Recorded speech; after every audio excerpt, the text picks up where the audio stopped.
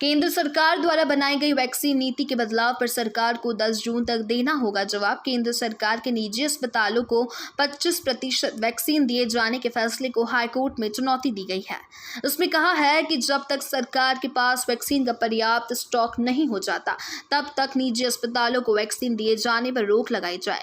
High court में यह याचिकाकर्ता सुनील गुप्ता की ओर से एडवोकेट सिद्धार्थ गुप्ता ने दायर की है, जिसमें कहा है कि निजी अस्पतालों में केंद्र सरकार द्वारा तय रेट से कई गुना अधिक राशि लेकर टीके लगाए जा रहे हैं। कुछ अस्पताल तो घर पर वैक्सीन लगाने के नाम पर हजारों रुपए अतिरिक्त वसूल रहे हैं, जबकि सरकारी केंद्रों पर यह वैक्सीन निःशुल्क लगाई जा रही है।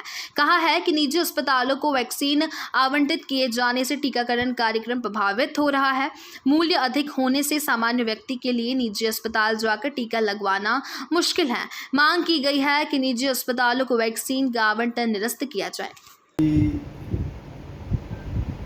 अभी जब तक परिस्थितियाँ ठीक नहीं होती तब तक चुनाव नहीं करा जाए। कुछ पर्टिकुलर टाइम दिया है, 1-2 महीने का उन्होंने, 2 महीने के अंदर। उसके बाद जब नया आदेश पारित करें। क्या तैयारी है? कोई नहीं, आज भी भास्कर ने पूरा खोल के हाँ, बच्चों के लिए दिया, देखा मैंने, बहुत उन्होंने तगड़ा दिया उसमें कि वो अभी जो है ये एक एम्बुलेंस पूरे प्रदेश में और किसी को नहीं जा रही।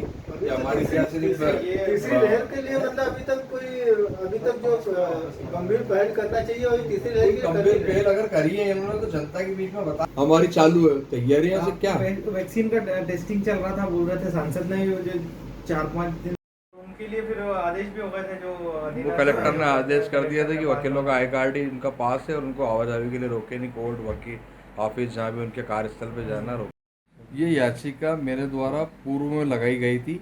जो प्रदेश में हमारा 7.5 करोड़ जो पॉपुलेशन है उसको जो वैक्सीन नहीं लग पा रहे थे वैक्सीन की कमी के कारण, तो उस वैक्सीन की कमी के लिए हमने मेरे अधिवक्ता जो है सीनियर अधिवक्ता जबलपुर में सिद्धार्थ गुप्ता के माध्यम से मैंने पिटीशन फाइल कराई थी कि ग्लोबल टेंडर बुलाया जाए और उसके माध्यम से जो वैक्सीन की कमी है उसको पूरा किया जाए।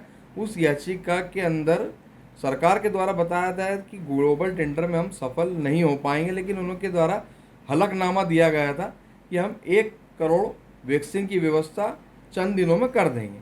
वो तो मीनवाइल चली रही थी।